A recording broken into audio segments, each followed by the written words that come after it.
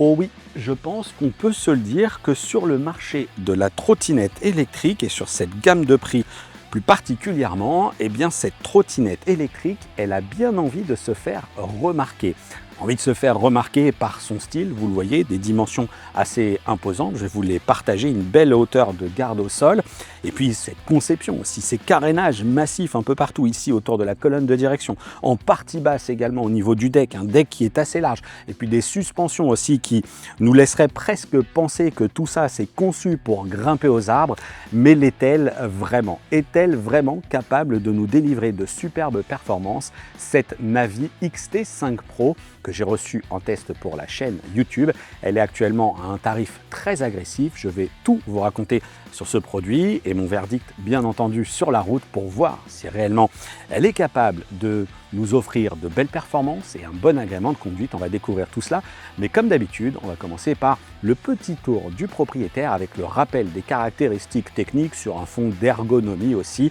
C'est parti pour le test de cette Navi XT5 Pro. Bien, alors avant toute chose, il faut savoir que ici, si je teste moi la XT5 Pro, eh bien en fait, il existe aussi une XT5 Ultra qui s'annonce plus performante encore puisqu'elle intègre deux moteurs, mais aussi une plus grosse batterie pour une capacité totale de 899 Wh. Mais c'est un produit qui sera plus cher, en l'occurrence on sera plutôt aux alentours des 1200 €, alors que cette XT5 Pro en ce moment elle est plutôt aux alentours des 750 €, voire moins, donc ça reste un tarif que j'aime considérer comme étant plutôt des produits avec des bons rapports qualité-prix.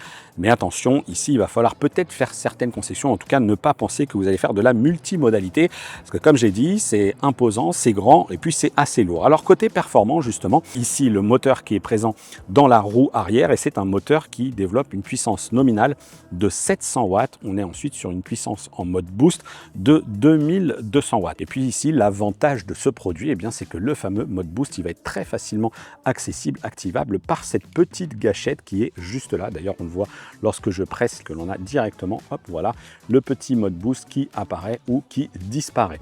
Donc ça, c'est déjà un point qui peut s'avérer intéressant. On verra sur la route ce qu'il en est réellement.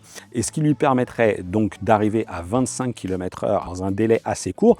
Et puis le point qui est aussi très intéressant et que Navi communique, c'est qu'on est sur des relances également qui sont dynamiques, puisqu'on pourrait faire le 6 à 25 km/h en 3 secondes seulement.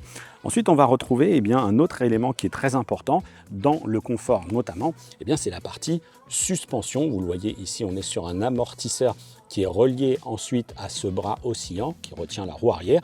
Donc un amortisseur qui n'est pas très simple d'accès. Si jamais on veut faire varier notamment ici la contrainte pour l'assouplir un petit peu ou au contraire le rendre un petit peu plus dur. Donc c'est pas très accessible à cet endroit-là, mais c'est quand même un amortisseur dont la conception est assez classique. Donc si jamais vous ne le trouvez pas adapté ou si jamais il commence à fatiguer, alors, je ne sais pas pour quelle raison, mais voilà, en tout cas ça peut être remplacé assez facilement. Et à l'avant, on retrouve le fameux système qu'on connaît bien chez Navi, c'est les fameux dumping arms. C'est aussi le cas à l'arrière, mais là, vous voyez, hop, voilà, on a cette conception ici qui est massive. Alors, ne vous fiez pas au carter, hein, ça reste un espèce de plastique. D'ailleurs, vous le voyez, et puis je vais revenir aussi sur les autres parties, mais ça, vous le voyez, ça reste du plastique. Alors là, je suis un petit peu en train de le triturer. Je ne sais pas si vous l'entendez, mais ça couine un peu, mais sur la route, je n'entends aucun bruit, je n'ai entendu aucun bruit pour autant.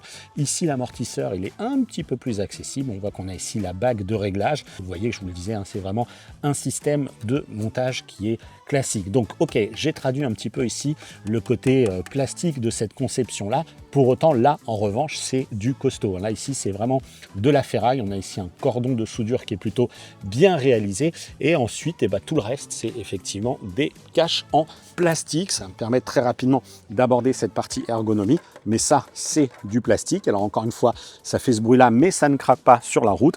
Et à l'arrière, on est aussi sur des plastiques qui sont plutôt souple cette fois-ci avec ce truc la XT5 Pro extrême. Alors je ne sais pas ce que vous pensez de cela, ce que ça vous inspire, mais voilà, c'est du plastique, c'est pour des éléments de design. En revanche, ce que vous pouvez faire ici pour le support de petites plaques, ce que l'on peut faire en revanche, c'est absolument mettre le pied à l'arrière si vous le souhaitez. Là, on est vraiment sur un système de repose-pied qui est costaud, il n'y a aucun doute là-dessus. Ça, c'est voilà, quel que soit l'aspect esthétique avec cette partie plastique, et y compris aussi ici, on est sur du plastique. Et pour tout le reste, là, ce qui se cache derrière, j'ai envie de dire, c'est quand même bien costaud, bien robuste. Ensuite, vous voyez qu'on a un deck également qui est assez large. Je crois que je l'ai mesuré à environ 21 ou 22 cm. Je vous remets ici les dimensions pour être plus sûr, mais on est quand même sur un deck qui est, voilà, qui est quand même assez imposant. Pour 750 €, eh bien, vous avez aussi une trottinette électrique qui offre ce débattement de 60 mm, je le précise aussi sur la partie suspension, qui est doté de pneumatiques 12 pouces. Alors c'est du pneumatique tubeless, hein, c'est du 12 par 8 cm, 12 pouces par 8 cm de large. On voit bien que ça va nous offrir quand même un agrément, ou en tout cas une sécurité sur l'aspect roulage. Hein. C'est quand même des pneus qui sont assez larges, des crampons, hein, qui va lui offrir une polyvalence sur le type de terrain que vous allez pouvoir parcourir. Donc là-dessus, j'ai pas grand-chose à lui reprocher, rien non plus à lui reprocher sur la partie garde-boue, hein, sur les projections d'eau. J'ai pas roulé avec cette trottinette électrique sous la pluie. Peut-être que le profil de pneus ne collera pas tout à fait pour des routes qui pourraient être un petit peu inondées entre guillemets, ou en tout cas bien gorgées d'eau, mais vous ne devriez pas prendre de projection d'eau. Et pareil à l'arrière, hein, c'est aussi l'un des intérêts de ce large deck, de ces larges carénages, c'est que vous allez avoir une trottinette qui devrait quand même bien vous protéger. J'en arrive à un autre point qui est important, le freinage. Comme vous le voyez, on est sur du freinage à disque à l'avant et à l'arrière, et c'est naturellement combiné au fameux EABS, électronique ABS, qui va vous offrir du KERS, donc de la récupération d'énergie. Ça sera assez minime, hein, dans ce que ça va réinjecter dans la batterie.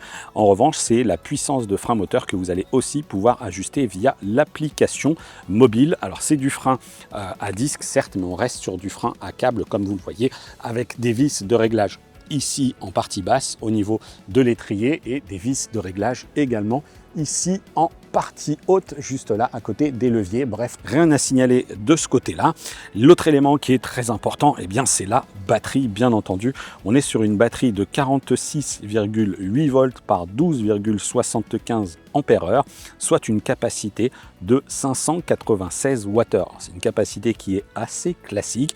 On est sur des types de cellules en 18650, et il y a en plus la possibilité, eh bien, d'étendre l'endurance de cette trottinette en lui ajoutant une seconde batterie. On enlèvera ici ce cache et la seconde batterie va venir se positionner là, et vous avez ici naturellement, eh bien, le connecteur de charge qui, avec le bloc secteur qui est livré, vous permettra de refaire le plein de la trottinette en 5 à 6 heures. On vérifiera ça également dans ce test.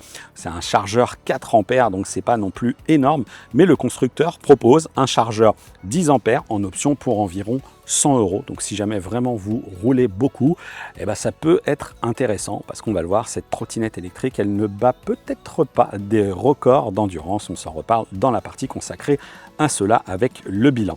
Sur les autres éléments qui sont quand même très intéressants, eh bien, c'est que l'on a ici, au-delà d'avoir cette signature lumineuse qui est déjà plutôt pas mal, qui est intéressante, qui est plutôt élégante, je trouve, eh bien, on a aussi un phare qui est très puissant. On a un phare qui délivre une puissance de 9 watts, et franchement, c'est impressionnant. On a un beau faisceau lumineux bien large, et ça offre une excellente visibilité, une excellente lisibilité de la route. Et en plus, eh bien, quand on l'allume, on a aussi ici le logo Navi qui s'éclaire. Bon, c'est un petit élément de détail.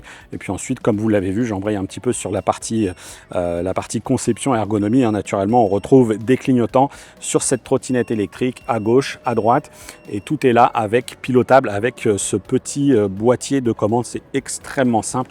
Il n'y a rien à signaler là-dessus. De toute façon, vous allez voir pendant que je roule que tout tombe très naturellement sous les doigts. Bon, je vous l'ai dit, c'est une trottinette qui en impose par son style, qui forcément du coup offre néanmoins une robustesse assurée, ou une bonne robustesse, puisqu'on est sur une trottinette qui peut porter des utilisateurs allant jusqu'à 150 kg. Ça va forcément gréver les performances du produit, notamment sur la partie autonomie.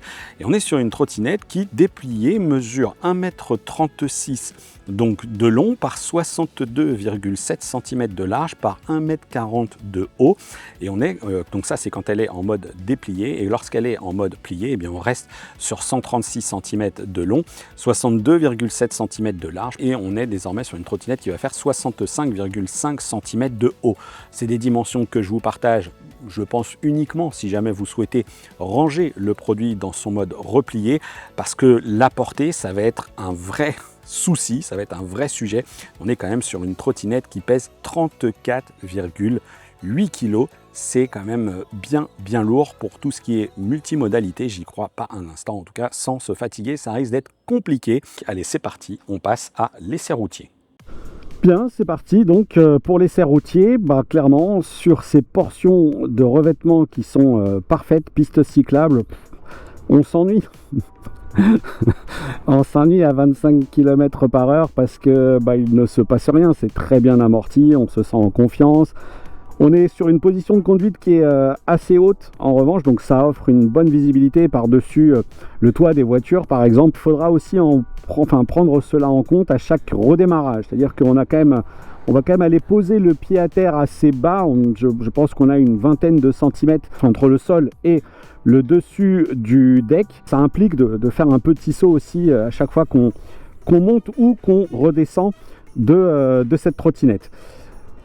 En revanche, ça profite aux capacités peut-être de franchissement entre les pneumatiques en 12 pouces et cette belle hauteur de garde au sol. Pour tout ce qui est petit franchissement du quotidien, les trottoirs, monter même sur des trottoirs un petit peu hauts entre guillemets, voilà, il n'y a pas de sujet. L'amortissement fonctionne très très bien, sachant qu'il est là dans son mode par défaut. J'ai absolument pas touché à la contrainte des ressorts, au réglage des ressorts, et donc du coup, voilà, ça se passe, ça fait pas de bruit, ça ne craque pas. Le poids ne se ressent, oui, bon, forcément, elle n'est pas légère, donc on va quand même considérer qu'il faut prendre en compte ce poids qu'on a sous les pieds et entre les mains, entre guillemets. C'est pas ultra contraignant, c'est quand même, elle reste quand même assez maniable cette trottinette électrique. La large bande de roulement des pneumatiques permet aussi d'aller chercher, encore une fois, une stabilité, une confiance que l'on peut lui accorder dans la conduite. Alors je n'ai pas roulé avec cette trottinette sous la pluie, malheureusement. Alors j'aurais bien aimé pour pouvoir évaluer un petit peu la performance, mais là bien au contraire, on est plutôt dans une phase entre deux canicules, entre deux périodes bien chaudes en Île-de-France, et voilà, on est plutôt à rechercher de la fraîcheur et pourquoi pas même de la pluie. Mais voilà, pas possible de vous livrer mon verdict sur ce sujet-là. On peut juste craindre que avec la typologie des pneus, on pourrait avoir quelque chose qui peut-être ne sera pas idéal sous la pluie. Faut voir, franchement, faut voir. Je voudrais pas être pessimiste sur ce sujet-là, alors que si ça se trouve, elle s'en sortira très très bien. Bon, de toute façon, avec une trottinette électrique, on sait qu'il faut rester vigilant. Et puis là où il va falloir aussi être peut-être un petit peu vigilant, c'est sur le sujet du freinage, parce que pour le coup, sur les différents essais que j'ai pu faire, j'ai pu remarquer que voilà, ça bloque assez rapidement. Ça freine correctement, là aussi, j'ai juste essayé de peaufiner un petit peu le réglage, mais le frein arrière a quand même une tendance au dérapage. C'est usure de pneus et puis manque d'efficacité finalement sur la distance. Mais comme on a un système de frein à disque à l'avant, frein à disque à l'arrière et EABS, finalement on arrive quand même à obtenir quelque chose de mordant et d'efficace. C'est juste que sur certains freinages d'urgence que j'ai dû faire, voilà, c'est notamment quand les pistes cyclables sont sur la même voie qu'un trottoir. Je revenais d'un lieu de rendez-vous et je suis passé à proximité d'un lycée. Bon, les jeunes se sont mis devant moi et effectivement en attrapant les freins, j'ai eu tout de suite du blocage. Bon, alors j'ai activé le mode boost. Voyons voir ce que ça donne. Hop, 18, 20, 23, 24, 25. Oui, alors effectivement, ce petit mode boost permet d'atteindre rapidement les 25 km/h. Ça, c'est plutôt cool.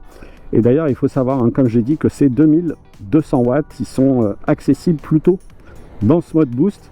Et sur les 3 secondes, sur la relance de 6 à 25 km/h, là aussi, je pense que c'est quand on aura pensé à activer, là aussi, le mode boost. Alors, le premier test sur la route avec dénivelé positif, plutôt long, comme je le dis souvent, et route dégradée. Bon, là aussi, vous entendez que ça se passe très très bien avec ces suspensions en C. Je vais aborder les pavés, comme d'habitude. Je vais continuer de parler, aller chercher les bouches d'égout. Et vous voyez, alors oui, je le sens vibrer, naturellement. Voilà, ma voix commence à vibroter un petit peu. Mais on est, voilà, c'est quand même quelque chose de très confortable. Quelque chose de confortable par rapport à certains modèles qui pourraient être des poutres. Bon, voilà, je pense qu'on est sur quelque chose qui va bien.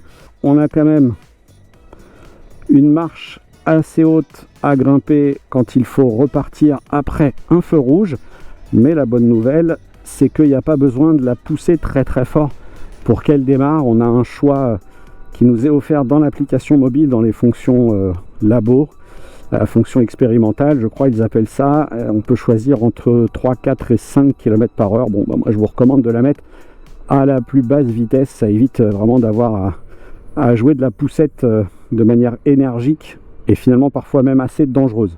On va aller se faire cette pente à 12%, c'est parti. Voilà, 37,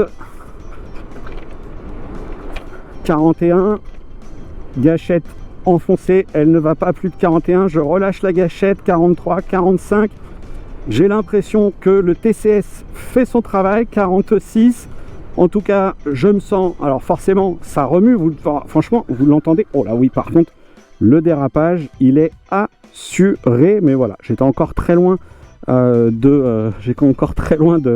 du stop hein, qui est juste là, donc il suffit de bien doser, mais ça dérape. Donc vraiment clairement sur l'aspect stabilité etc, la double suspension fonctionne très bien. On est sur du pneumatique qui encaisse bien et l'amortissement aussi. Allez, j'active le mode boost et on va la refaire dans la montée cette fois-ci et on va voir ce que ça donne, parce que je vous rappelle que c'est aussi pour ça qu'on ira chercher ces trottes, c'est leur capacité à grimper des choses comme ça. Et là, oh là là, là elle a du mal. Alors là, c'est bidon. Pour ne pas dire autre chose, je remets un petit coup de mode boost. Ça y est, elle est un petit peu partie. Voilà, elle semble désormais se réveiller un petit peu. Elle a profité de ce plat pour y aller. Ah, c'est mieux, parce que j'avais fait une petite séance juste avant. Ah non, hein, dès que le mode boost se coupe, elle ne veut plus rien savoir. Alors là, de nouveau, hop, j'ai remis le mode boost. Est-ce qu'il va arriver à un moment donné? Ah non, ça va pas, hein. Franchement, ça ne va pas du tout. J'ai le mode boost qui est enclenché, je suis à 10 km par heure. Ah non, ah la perf pourrie.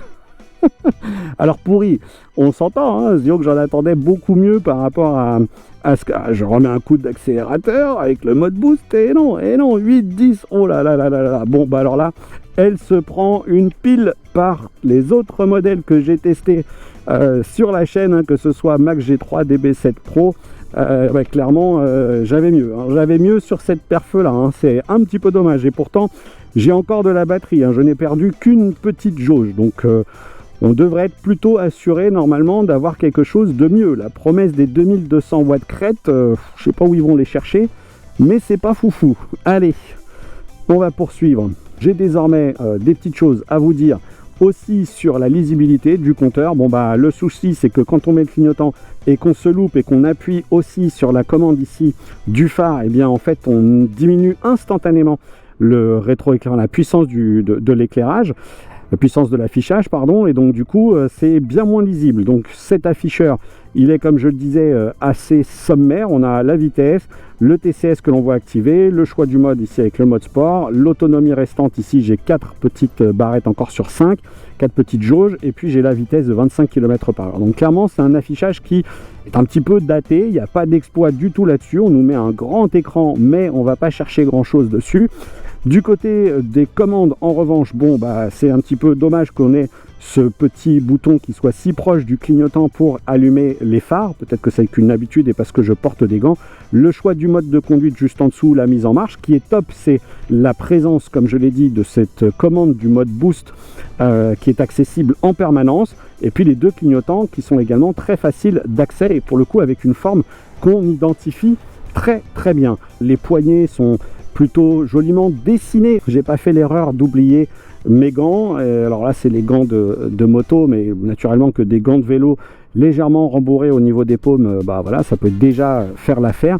Mais ce qui se passe, c'est que lorsque l'on met les clignotants, vous le voyez, même si ce guidon, finalement, il n'est pas petit, hein, on est sur plus de 60 cm de largeur, mais quand on met les clignotants, on a quand même tendance presque, si on a des mains un peu larges, à masquer ce clignotant, tout simplement, cette diode. Et c'est pourquoi, typiquement, on peut tout simplement, ça c'est le petit tips que je vous partage à chaque fois, mais on peut tout simplement pencher comme ça le guidon de la trottinette. Ça permettra tout simplement d'offrir une meilleure visibilité à ceux qui vous suivent sur le fait que vous allez tourner ou vous déporter. Pareil de l'autre côté, et puis on peut néanmoins continuer de rouler tout à fait droit, ne pas sortir de sa ligne. Voilà un moyen peut-être de compenser le fait d'avoir justement ces poignets, ces gants, ou ces mains qui peuvent masquer les clignotants. c'est parti. Hop. Tac. Ouais, c'est valable, hein. Je suis pas sur du mouillé. Je suis pas non plus sur du poussiéreux. Mais c'est valable. Quand même bien valable en matière d'amortissement. Ça fait quand même bien le job, quoi. Et est-ce qu'elle y va, là? Ouais, elle y va. Elle est grimpée. Elle a grimpé avec un petit travers quand même pour l'arrière lié à l'inclinaison. Mais elle y est allée, hein, quand même, hein. Ouais, c'est... Non, ça le fait bien, ça marche bien. Ça marche bien, vous devez même entendre que ça tape pas trop, quoi. Ouais, ah, effectivement, le freinage. Ouais, et bah écoutez, voilà pour cette petite partie de hors-piste qui laisse effectivement penser que ça peut faire du hors-piste. C'est assez robuste, ça ne claque pas. En même temps, vu le poids, je pense qu'on peut se dire qu'il y a ce qu'il faut aussi du côté du cadre. Ça ne claque pas, l'amortissement est bon. Donc c'est plutôt une bonne nouvelle que ça. En tout cas, c'est une bonne polyvalence pour cette XT5 Pro. Alors, j'ai désormais parcouru 21,25 km. Et pour l'instant, sur le plat, j'ai pas de difficulté à atteindre cette vitesse de 25 km/h. Je vais enclencher le mode boost car je vais partir ici à droite pour prendre cette montée puisqu'il me reste plus que 2 sur 5, enfin 2 jauges sur la batterie, 2 sur 5. Hop, et vous voyez que finalement, bah là ici, ça se passe. Ah, elle est déjà en train de ralentir. Ah non, elle manque de patates, hein. Elle manque clairement de patates. C'est vraiment pas une grimpeuse, hein. C'est bon, bah elle est décevante. Alors je vais y retourner, je vais la refaire en m'assurant de bien maintenir le mode boost. Allez, mode boost, et c'est parti.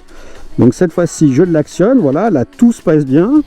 Ok, donc en fait, voilà, là ça se passe bien. Donc en fait, il va falloir veiller à maintenir, activer le mode boost. Là, je suis bien à 25 km/h. Et là, ça va se couper. Et non, tu retournes. Allez, pourquoi tu te coupes? Maintiens-le. J'ai pas envie d'avoir à réfléchir à ça à chaque fois. Je veux que tu le maintiennes. Tu te débrouilles pour avoir ta puissance en crête. Qu'est-ce que c'est que ce délire là? Qu'il ne soit pas actif, qu'on ait un mode boost qui soit désactivé lorsque l'on veut démarrer pour ne pas se faire surprendre potentiellement, et notamment lorsqu'on s'arrête un petit peu en montée ou voilà, bref. Ok, pourquoi pas, mais là sur une montée linéaire comme ça, on veut maintenir son allure, quoi, et sans avoir à réfléchir à ce mode boost. Alors, heureusement qu'il est accessible. Oh, ça y est, ça m'a agacé ce truc là. Je pense que sur cette logique, sur ce mode de fonctionnement, ça ne devrait pas se comporter comme ça. Voilà. Bon, en tout cas, là on a vu qu'effectivement en maintenant le mode boost c'était valable. J'ai parcouru 22 km et il me reste eh bien encore deux petites portions de la batterie, 2 sur 5. Donc on est voilà, on est sur une trottinette qui, bah, si on lui active ce mode boost, elle y va quand même un petit peu. En tout cas sur le plat, je ne note pas de perte de performance. Et puis bah sur la montée, vous l'avez vu, faut y aller, faut presser ce bouton rouge. Je suis un petit peu déçu quand même. Et bah je m'apprêtais à prolonger un peu ce test pour aller vraiment vider la batterie. Il me restait, il y a quelques centaines de mètres de cela encore, une jauge, voire deux lumineuses, enfin deux jauges sur 5. Pour la peine, je t'emmène là où c'est bien esquinté. Voilà, donc là pour le coup, ça tape. C'est une de mes pistes de VTT. Voilà, bon, pas de souci. Elle maintient son allure. Hop, pas de perte d'adhérence.